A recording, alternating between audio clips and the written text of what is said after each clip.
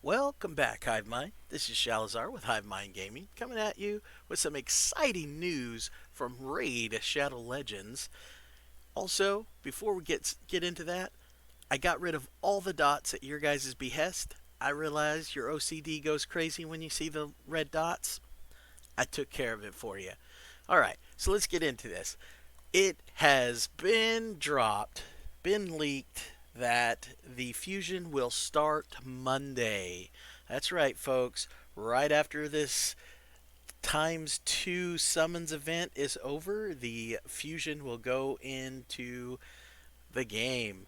All right, let's get into the fusion. How it's going to work: there will be 4 sets of rares. Each set will make 1 epic, and those 4 epics will make our legendary. So that's how that works. We don't know what the rares are going to be in this upcoming fusion, but we do have a pretty good idea what the epics are going to be. Okay? So we're going to go over these things and we're going to take a look at it, and we're going to figure out if you're a beginning or free to play player, how these champions are going to help you evolve your game. Because here's the thing: they're gonna have a chance. You're gonna have a chance to win all these rares through events and tournaments. And sometimes, in rare instances, they have the epics as prizes in the tournaments and events. So we're going to go over what the epics are going to do. We still don't know about the rares, but we will go over the rares, or well, actually, we'll go over all of them on Monday when they actually show what they're all going to be. So we'll go over that more in detail at that time. From the lands of Tilshire she came, a runaway noble, a vagabond, a thief, with eyes full of wonder and a heart yearning for high adventure, to become a warrior without equal, beneath whose axe scores of hapless foes fall like grass before a scythe. Will you, O summoner, have what it takes to earn her loyalty? All right, well, I hope you guys enjoyed that. Academy Award, go ahead. Shalzar, yep, that's the guy. Anyway, all right, she sounds kind of cool. She is going to come from the Barbarian faction. And let's face it, the Barbarians need a little love with their faction. They have some pretty cool legendaries and a couple really cool champions throughout, but they still need a little bit more love. Looks like it's going to be a Force Affinity. She's going to be a Force Affinity, which is good because we only have one of those.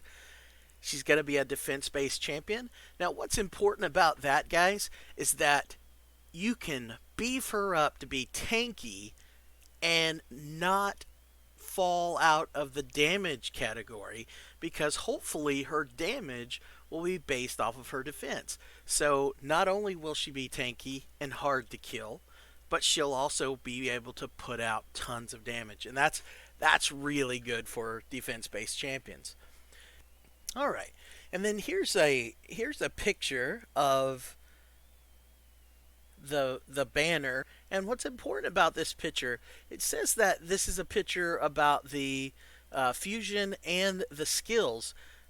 So I assume that up in the right hand corner is where what the skills are, which is the thief, which could be anywhere from a veil.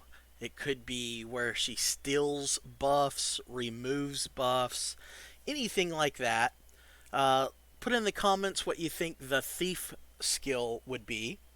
And then we've got the warrior, which this could be some kind of protection aura. This could be some kind of armor, increased defense, just something hard hitting. like a single target hard hitter, something like that, or a decreased defense, something to that effect. Put in the comments what you think the warrior might be, and then there's the queen. So what could the queen possibly be? Could it be a buff that she gives to people? Could it be a protection aura, where she like an ally protect? Could it be something like where she gives, I don't know, I don't know. What do you guys think? Put in the comments what you guys think the queen could possibly be. Could that be her aura? Could her aura be the queen, the skill called the queen? And then last but not least, the cyclone. What could that be? Could be it could be more buffs, like for instance, it could be another uh, ally, an AOE ally counterattack ability, maybe. I mean, I would find it hard to believe that they would put two in the same faction, because we have Valkyrie here that does that. But could it be? But then again, could it be just an AOE attack? If it's an AOE attack, my guess it's going to have the same animation as Arbiter's attack, where it does the little the little typhoon thing, and I think Whirlham has that with, but it's his is ice, hers is fire. Who knows? Tell us in the comments what you think the cyclone will be. All right, then the other important part of this banner is the silhouette of the champions on the banner. Obviously, the big one is going to be her. So she's carrying that big two-handed axe. She's got the cool horns, looks like. So my guess, she's going to be scantily clad like all barbarians, because it's hot in the desert, guys. Come on. It's not that, they're being provocative. It's just very hot in the desert. All right, so let's take a look at these silhouettes. So our first one is on the far left. That's gonna, and he was confirmed as Necro Hunter. Now I was looking for the elbow on the left side. There's not a single archer in the game that is left-handed. So his silhouette on the poster is backwards. It's mirrored. So if you're looking for him, I will tell you that it has been confirmed by a Plarium employee. It is the first one is Necro Hunter. So let's get into his skills. So his A3 is attack one enemy, places a perfect veil buff on this champion for 2 turns if this attack is critical. Now, keep that in mind when you're looking at the skill, the Thief. Okay? And then next is attacks one enemy, has a 50% chance of attacking all enemies with an extra attack. That's pretty cool. Get an extra attack is always really good. Now if you got an extra turn, that would be a lot better, because that means that would drop all the cooldowns on all of his abilities, etc. So, but an extra attack is not bad either, especially if he's got a high attack. Alright, and last but not least, his A1 attacks one enemy 2 times. Each hit has a 50% chance of placing a 60% decreased defense debuff for 2 turns. Now that's the big decreased defense, so that's the one we really like. It books up to 65%, and keep in mind it attacks twice, so that means it has 2 times at a 50% chance slash 65% chance. So odds are when you're hitting a boss, you're gonna land that debuff, which is really good. Against bosses, it's really good. Now against waves, not so much, because the waves, when it's a wave, he's only going to land it on one person per hit, per attack, or per action. So we want, when we're looking at decreased defense for waves, we want all of them to be covered with that debuff at the same time. All right, so let's go into the next silhouette, The next silhouette is going to be a Skinwalker. Alright, so there's two possibilities. There's Yaga. Now, he is one of the champions you get as a sign in bonus. So odds are he is not going to be the champion that they're going to use.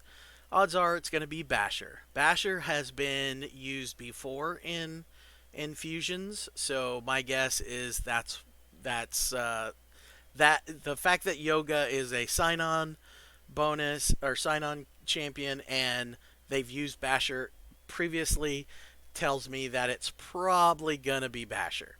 So if you already have a Basher, trying to get him in the with the events and tournaments will be a great idea in my opinion because if they've used him this many times in fusions, they're probably going to use him again. But let's take a look at his kit. All right, so he does have an aura, which is an HP aura in all battles for 25%, which is not bad. And then his A3 is a cause fear. It attacks 4 times at random. That at random is the part that really sucks. Has a 75% chance of placing a block buffs debuff for 2 turns. Now that's pretty good. Locking out someone's team from being able to get buffs is really good. And it's a 75% chance that does book up to a 100% chance. Even if it's 100%, then it can still is dependent on your accuracy versus their resistance to do that, and it books down to a 4-turn cooldown. So still not a horrible skill. It'd be better if it was a single target or an AOE, one or the other. A single target with 4 hits with a 75% chance would be pretty darn good. I mean, it's almost guaranteed you're going to land it. But you at least know you're going to get the one person you want to get with that ability. So I don't know. I mean, put in the comments what you think. Let's see. And then his A2 is attacks all enemies, increases the cooldown of all of the target skills by 2 turns. That is incredible. That is a great ability. And that books down to 3 turns, which is fantastic. So if you're not able to do the fusion because you're newer or just don't have the resources or you're free to play, if you can get Basher, he will help your team or he will help your account if you're beginning or mid game. He will definitely help your team out. All right, let's see.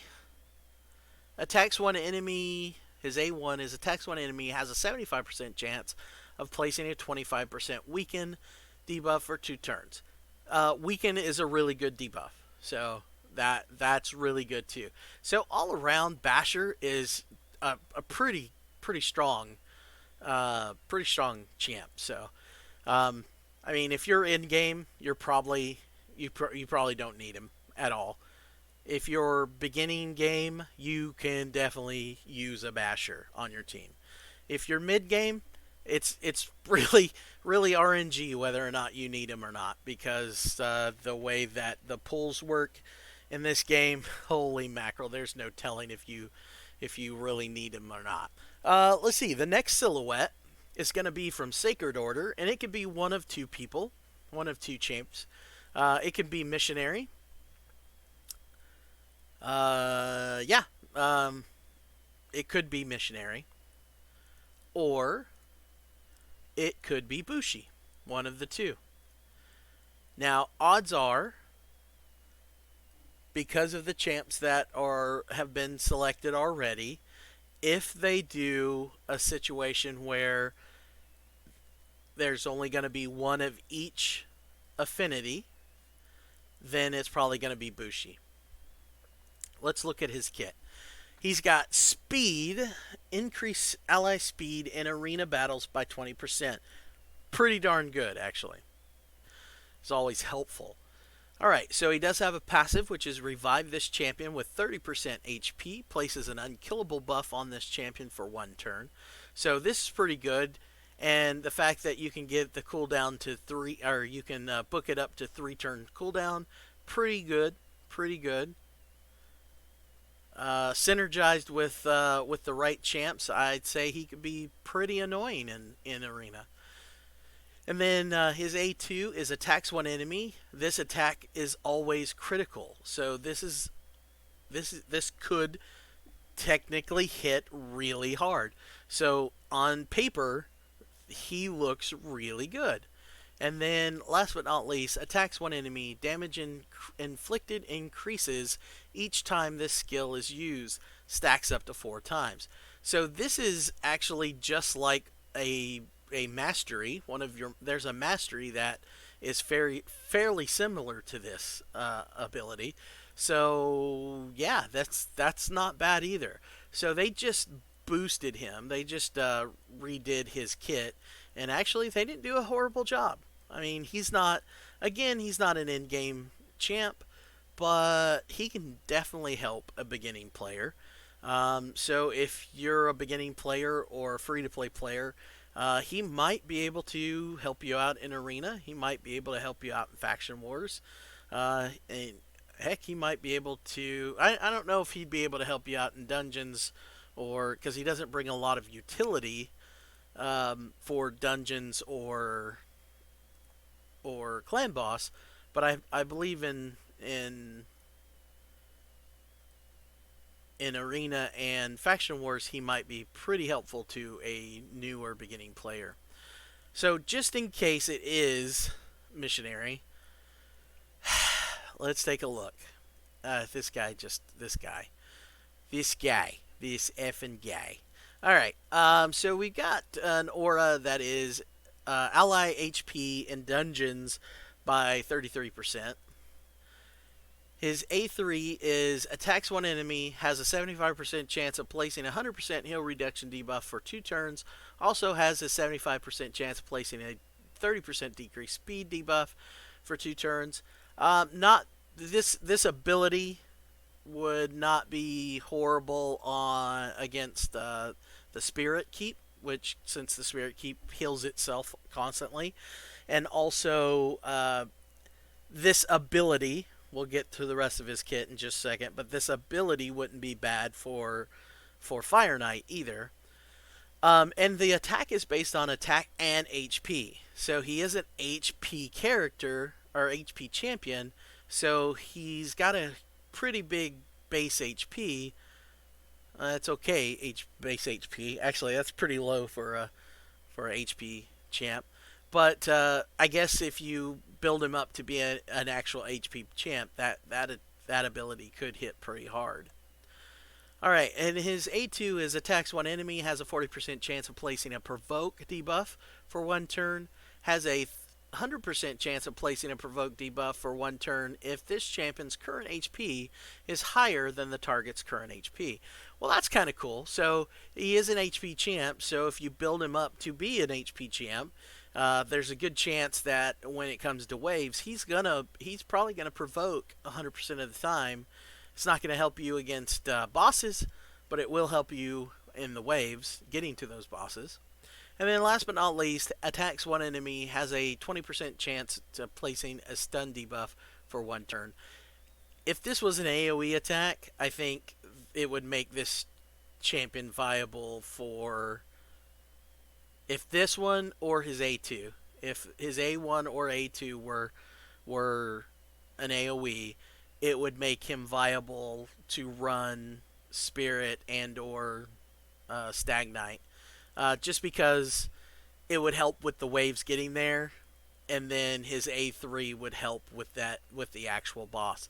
So, but because these are A1 or these are single target A1 and A2, he's just not viable. Now, for purposes of a beginning player, he's gonna help because he's probably gonna still hit pretty hard. His A3 will still help you in both of those locations, the Spirit Keep, but probably more Spirit Keep than Stag Knight. Stagnite, I don't think he's going to help you at all, to be honest. But yeah, so let's hope that it's not him. Let's hope that it's Bushi, because Bushi would be a better fit if you're not able to do the fusion and just able to get the epic. So, all right, and then last but not least, the fourth and final silhouette is dun dun dun.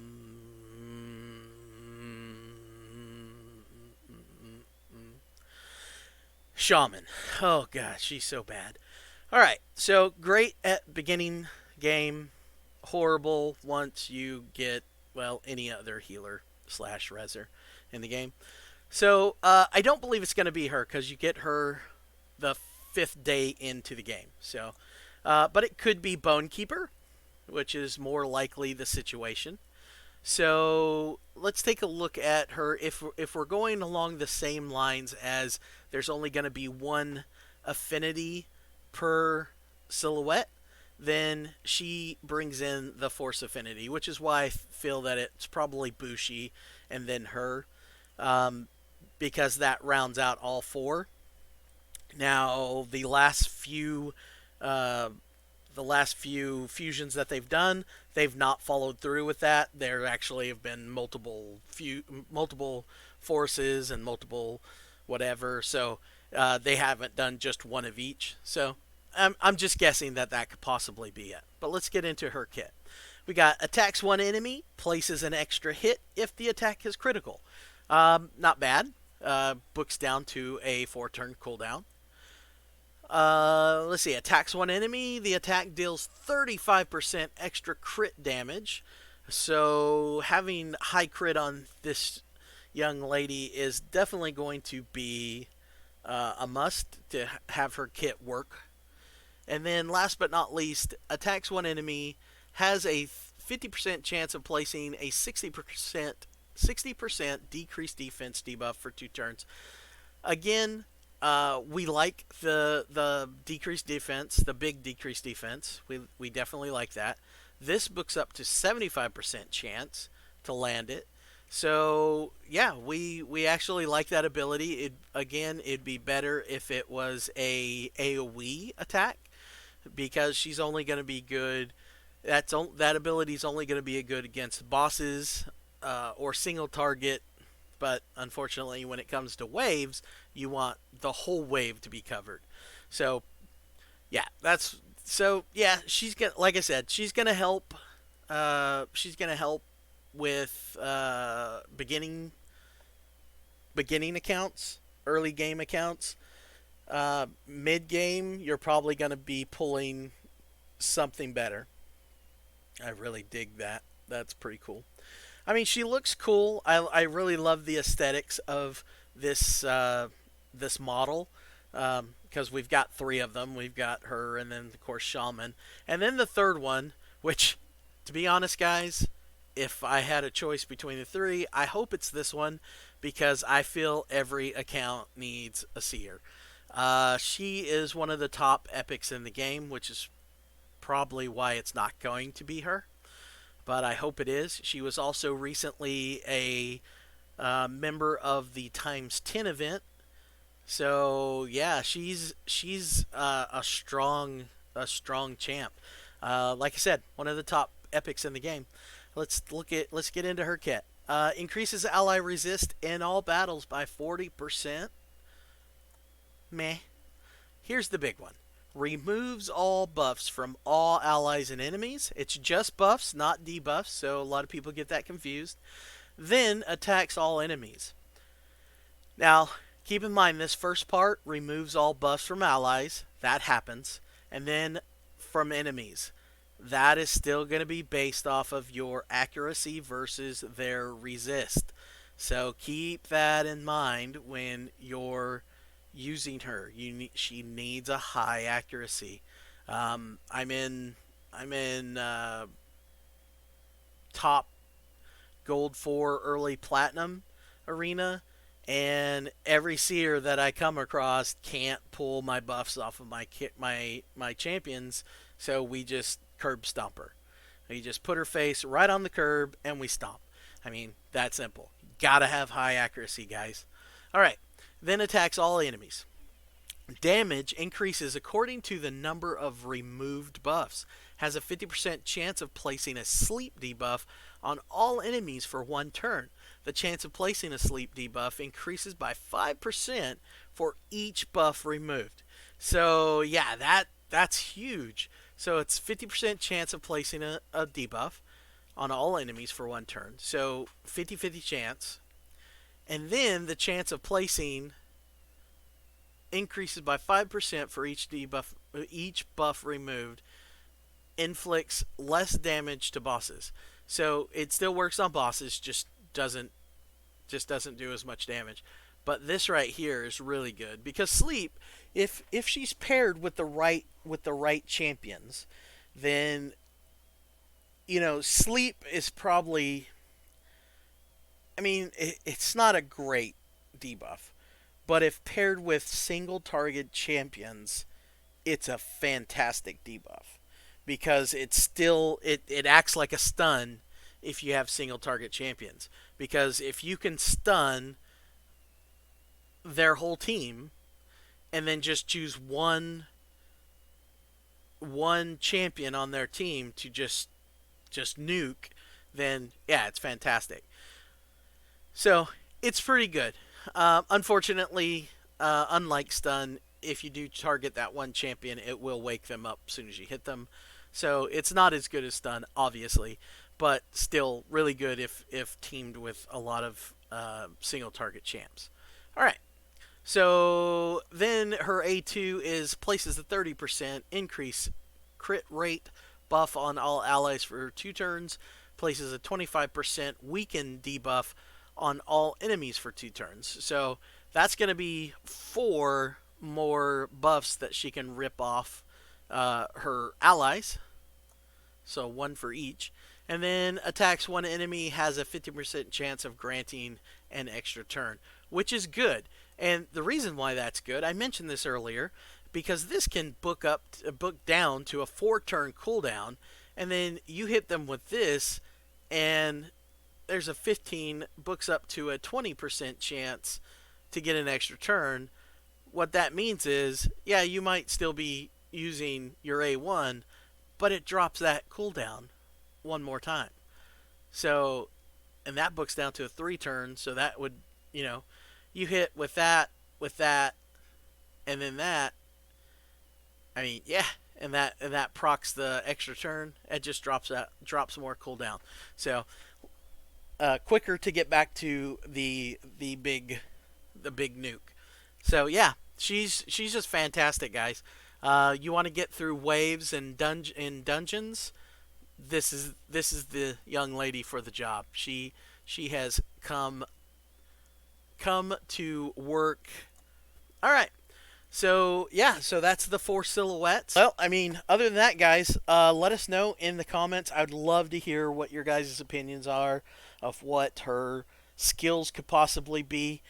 Super excited. I'm hoping that it's going to be a fantastic, strong. I would love for it to be on the same level as Rotus. I would really like Rotus to be knocked down a peg because obviously they're not going to do it. They would rather, Polarium would rather nuke a artifact set rather than fix the real problem, which is Rotus. I don't understand it. But anyway, so hopefully it's a super cool, super powerful, maybe not super powerful, but just a powerful and unique champion. So other than that, guys, let us know in the comment what you think. If you want to see more of these videos, hit like and subscribe. I appreciate every single one of you. We'll see you next time. Bye.